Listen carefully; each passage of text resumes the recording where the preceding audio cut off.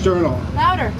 This is a very light tale I did for Men's Journal. It's called Kidnapping, Torture, and Celebrity Penile Implants. Okay, there are true stories that are unfortunate, and then there are true stories that are really unfortunate. I was kidnapped, tortured, robbed, and released while traveling on business in Shenzhen, China. Exactly 5 years, 21 days, 21 and a half hours ago, but who's counting? At this point in time, it feels like it happened to somebody else. I'm a bona fide ex-New Yorker with street smarts, so it's embarrassing to say I was mugged in China where muggings are rare. Anyway, on my second day in Shenzhen, I was casually walking down a side street when 4 guys jumped me, dragged me into a dimly lit apartment, stripped me of my clothes, shredded my wallet, and despite the language barrier, made it as clear as an unmuddied lake that they wanted the PIN numbers for my credit cards. Woe is me, I never used my credit cards for cash withdrawals, so I didn't have a clue. It was odd and weirdly exhilarating as my mind and body went into shock as they threatened me with a large rusty knife and a 4-foot pole with a gnarly 8-inch nail on its end, and despite the language barrier, I had the correct impression that they would stick this up my nose if I didn't give them what they wanted. Fuck! I thought of the old Woody Allen line. I'm not really afraid of dying, I just don't want to be there when it happens.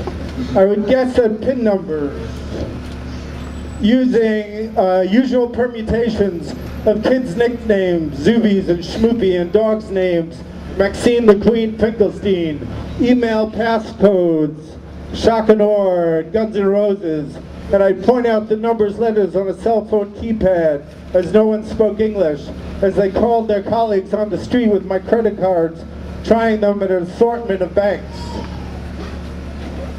I surmised that they did not work after my kidnappers received urgent cell calls back to them. They were not happy. They were low-key and methodical, all business, except for episodes of white light chilling, heart fear palpitations, seething silent screams, and incontinence. I was surprisingly calm and well collected. Everything reduced to slow motion. I guess akin to the zone when you're freezing to death, and a sense of warmth, serenity, and clarity unfolds.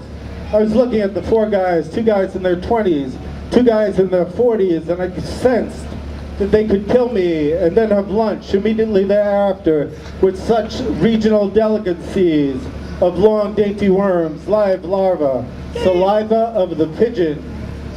But in this odd calm, my mind raced around. Talking Heads song kept reverberating in my head. You may find yourself in another part of the world, and you may ask yourself, well, how did I get here?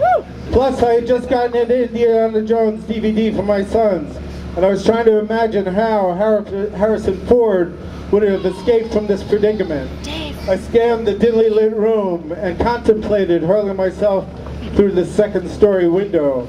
I contemplated going medieval, you know, fingers in eyes, bashing heads, biting. Anyway, this is where it gets really light. Anyway, they took out cigarettes, lit them, and burned my upper thigh, and I checked out. I wish I could say it had spiritual epiphanies, supporting the notion that the closer we inch towards death, the more we learn about life, but in my case, no. Somewhere during the cigarette burns, my mind left my body, and I remembered having cocktails with a proper Southern belle post too many peach champagnes.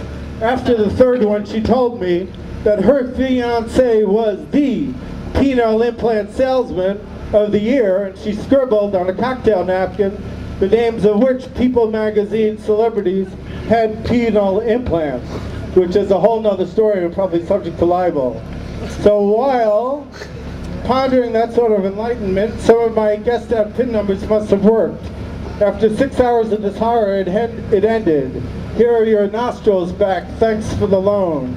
I was back on the street, dazed, shocked, fists clenched, but happy to be alive. It does feel like I'm having sex with the microphone. I made it back to my hotel, the Shangri-La. I took an elevator with a very American-looking Disney Mormon-type couple and their 2 beigely dressed children. We shared this intimate space as the elevator slowly ascended to my destination on the 28th floor. In your every idle, light conversation, interaction, they said to me, and I can only imagine what it looked like, how's your day been?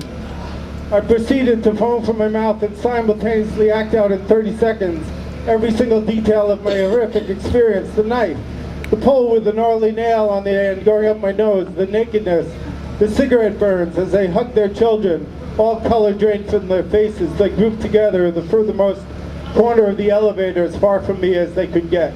This was my feeble attempt to reconnect with humanity in the confines of an elevator. Anyway, a company colleague tells me not to go to Shenzhen police, but go to Hong Kong and report the incident to the American consulate. After a nice parody of sleep, I arrive in Hong Kong and I go to the American consulate. I pick up a form asking me to state my reasons for being there. Visa, work permit, inoculations. I write in large, bold, capital letters that I am an American citizen who was violently kidnapped and tortured. I hand them the form through the narrow slot in the bulletproof glass partition. I am told to take a seat. Wait for my name to be called. I'm not real relaxed. Feel like the addicts jonesing at the end of Requiem for a Dream. After anxiously pacing in the waiting room with a